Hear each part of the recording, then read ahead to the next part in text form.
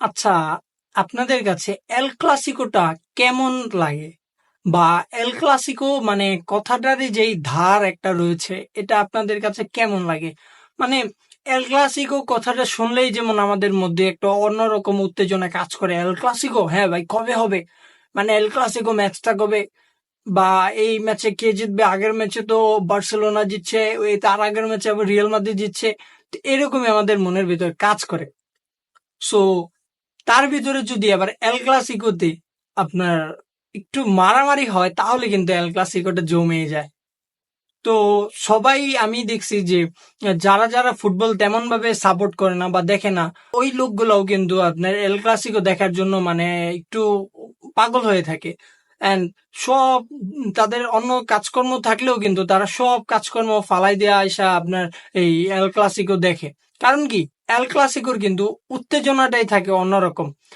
তো সবাই আপনার আশায় থাকে যে আবার একটা এল ক্লাসিকো কবে হবে, আবার একটা কোনোভাবে এল ক্লাসিকো হওয়ানো যায় কিনা। কারণ এল ক্লাসিকোর মতো উত্তেজনা ক্লাব ফুটবলে কিন্তু দেখা যায় না।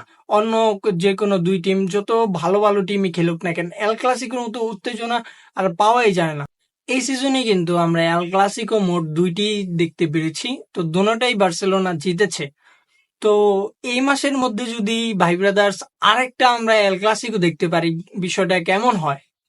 হ্যাঁ, অনেকেই বলবে যে ভাই কবে কবে। এই মাসেই কিন্তু আমাদের 27 তারিখে, অর্থাৎ 27 এপ্রিল আপনার একটা এল ক্লাসিকোর ম্যাচ রয়েছে। অ্যান্ড আমি বিশেষ করে কৃতজ্ঞতা জানাই এই কোপা দিল রেকে। কারণ কোপা দিল রে একটা মানে স্পেনের যেই আপনার ফুটবল লিগ গুলো আছে তার ভিতরে একটা লিগ হলো আপনার কোপা দিল রে। কোপা দিল রের ফাইনালে কিন্তু এখন আপনার বার্সেলোনা ভার্সেস রিয়াল মাদ্রিদের এই এল ক্লাসিকোটি হবে। এন্ড তাছাড়া এর আগের একটা এল ক্লাসিকো আমরা দেখছিলাম স্প্যানিশ লিগের, হ্যাঁ স্প্যানিশ দি কোপা এরকম কিছু একটা। তো ওইটার ভিতরে আমরা আরেকটি এল ক্লাসিকো দেখেছিলাম। এন্ড ওই এল ক্লাসিকোতে কিন্তু বার্সেলোনা আপনার রিয়াল মাদ্রিদকে 5-0 হারায়। তো এই এল ক্লাসিকোতে রিয়াল মাদ্রিদ কত শূন্য হারবে বা নাকি রিয়াল মাদ্রিদ জিতবে তা কিন্তু বলা যাচ্ছে না।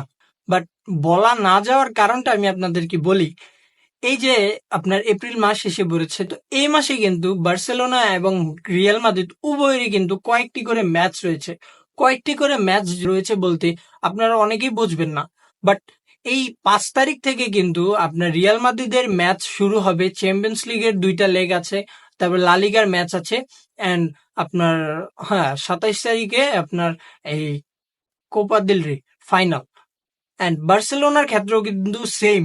রিয়াল মাদ্রিদের 5 তারিখ থেকে শুরু হবে এন্ড বার্সেলোনার আপনার 6 তারিখ থেকে কিন্তু ম্যাচ শুরু হবে।